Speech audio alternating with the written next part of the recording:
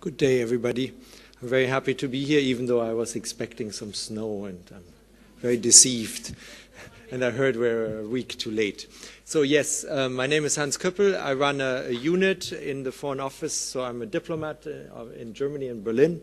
And we are working on foreign policy aspects of the Energiewende, the energy transition, which is also part of it actually literally means turnaround, which is actually quite significant. But in English, of course, we tend to say more often than energy transition.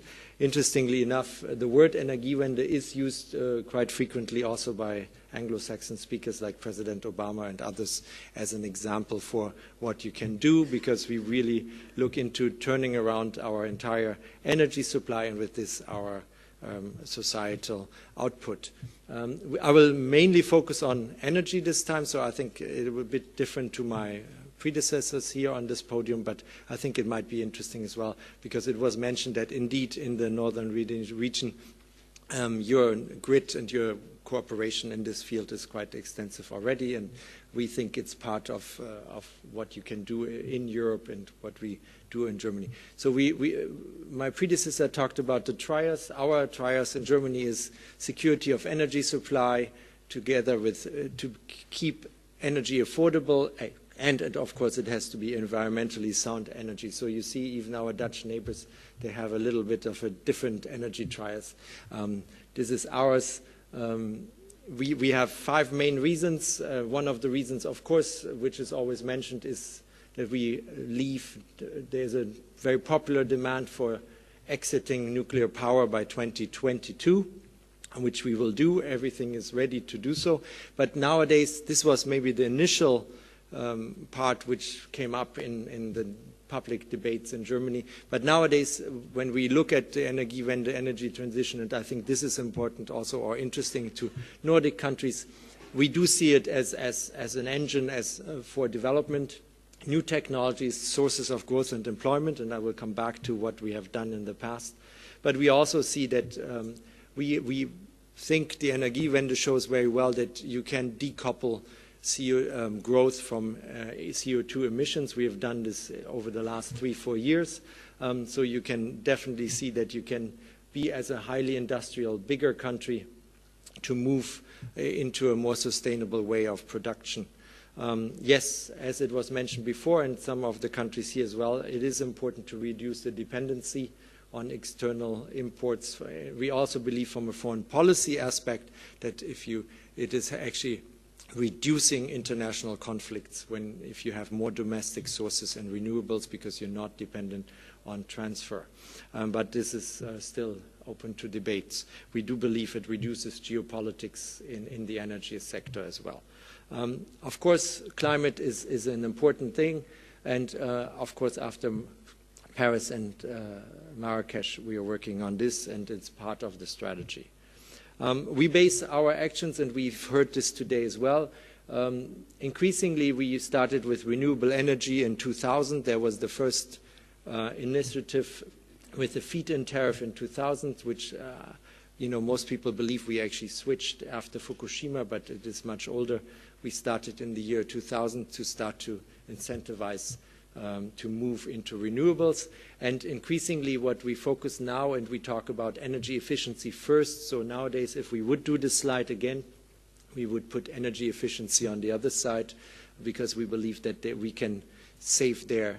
There's a huge potential which we can look, and we have a national plan how to move forward on these aspects.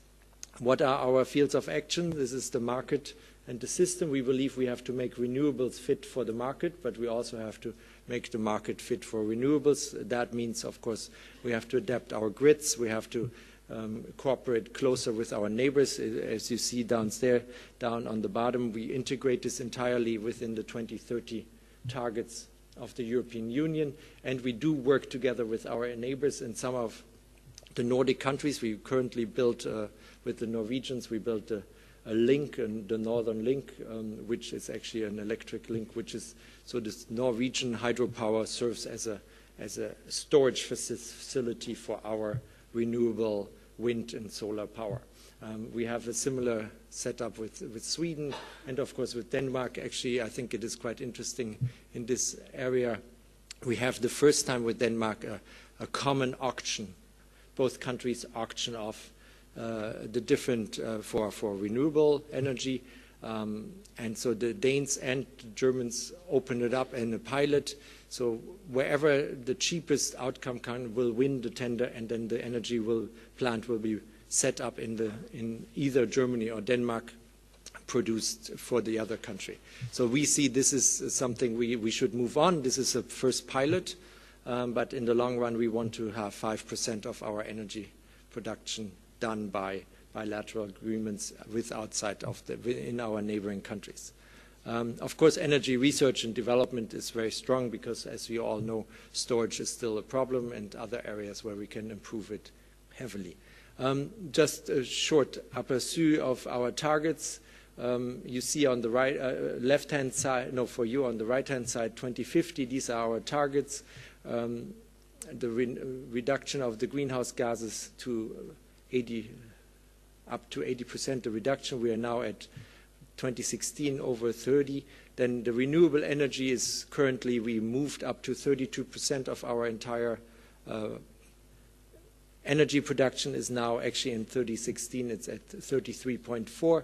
So you see here we are actually almost above target. And we are also, you see the energy efficiency where you want to go down. The green stripe is always where we are in 2005. So the baseline is we are very much on track. What we have very ambitious goals, and I think the 33.4% in 2016 on our energy production, not the primary energy production, but the energy production as such, for a large country like ours is quite unique right now, considering that we don't have hydropower or very little hydropower. Of course, Norway and other countries have a large amount of that. What I said, we are on track, and I think this is important.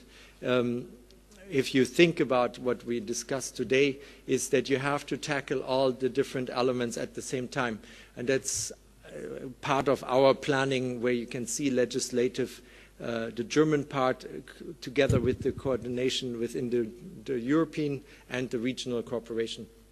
One has to really work very hard and change a huge amount of laws and different elements of the market.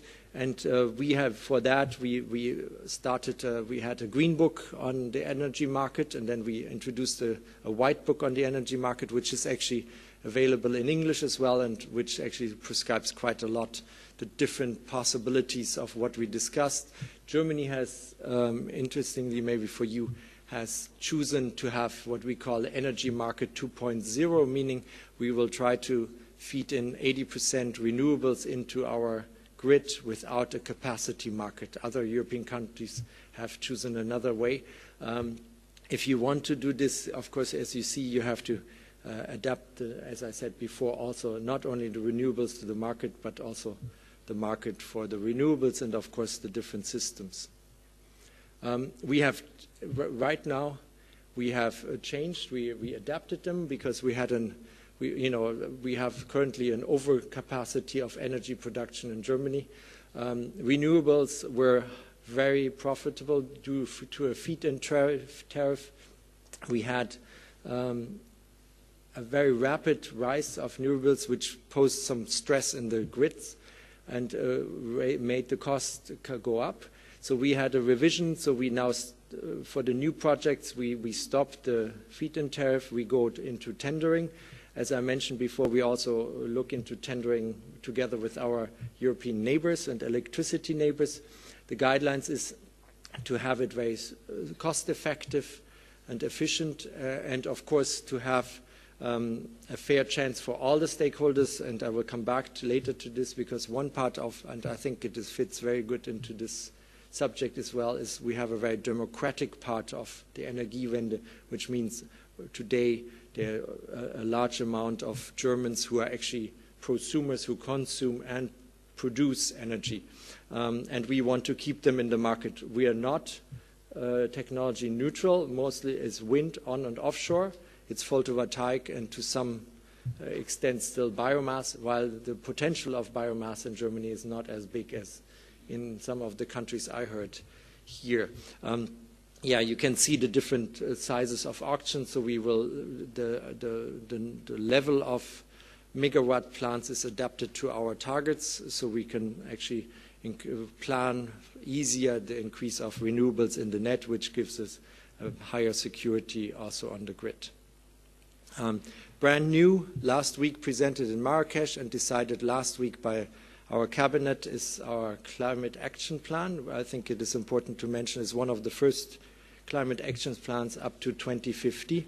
And here you just see a little split out which different sectors of the German industry and society will have to contribute to keep our climate targets, which we brought into Paris, so we can fulfill them.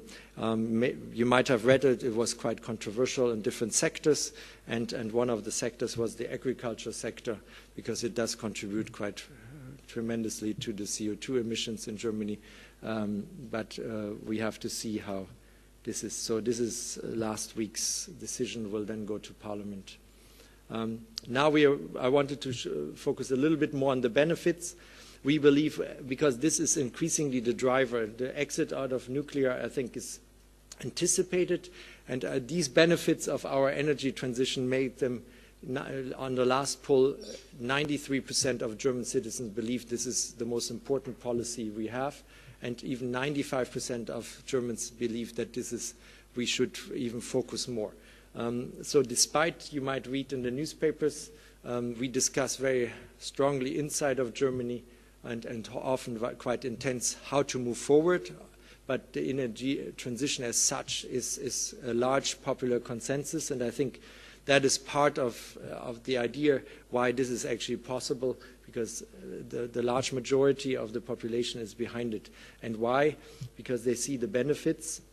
So we reduced the cost of energy imports through energy efficiency and renewable sources. Just in 2014 was over 30 billion euros. So you can see we do rely, of course, particularly on gas from the Netherlands, Norway, and Russia, but we do decrease the dependency. And the benefits of jobs created in the last years was 355,000, which clearly shows that it is a technology, a high technology, high tech sector, which is very close to the very industrialized base of Germany. So it is all the mechanics and tech companies who actually start to refocus on the renewable sector and can use their know-how there. Here's a split up how you can see where in different fields where the jobs were created, particularly in wind energy, photovoltaic. There was a larger employment in the past, but of course some of the market was lost to foreign competitors who produce solar panels just much cheaper than you can produce them in Germany. I think what is important, and this is increasingly what we look into it, and I think it is something also the Nordic countries looking into it, and it was said before, if you invest today into the energy sector, which is still one key sector if you want to move into a sustainable economy, everything you invest today will determine your energy policy in the next 40 to 50 years.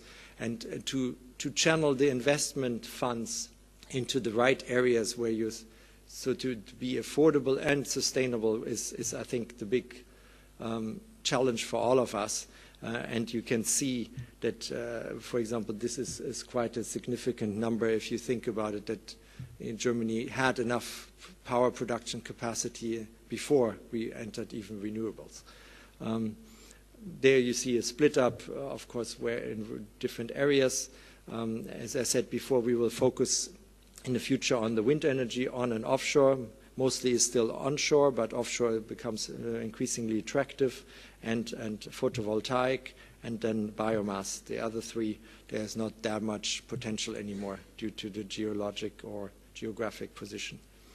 I was asked a little bit to look into the different regions.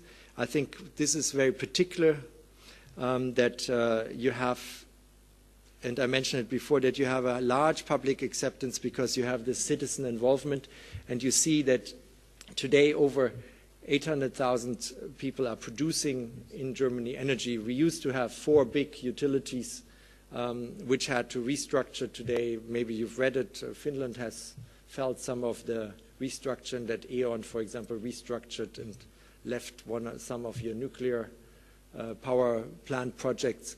I think this is very important. It is a democratization of energy production, which is very important in any kind of energy transition. We have increasingly 100% renewable regions in Germany. That's their targets. There's 153 regions in Germany which are aimed. They give their own goals. So as we are a very federal country, the federal the federal level decides on the overall national targets, which then will be cut down on the state level and then in the communities and regions. And here you can see that right now they are covering 1/4 of all German citizens will live in regions which have the target to become 100% renewable. If you need more information, we are also on the actors in Germany. Particularly, I thought it would be useful for this circle here. We published a booklet on all the different actors, or the main actors and stakeholders in the energy transition in Germany, which also, of course, are more than happy to cooperate with you on different aspects, transborder and transnationally, which, if they probably do already, you can look them up. It's online, but we can also send you a hard copy. Thank you very much.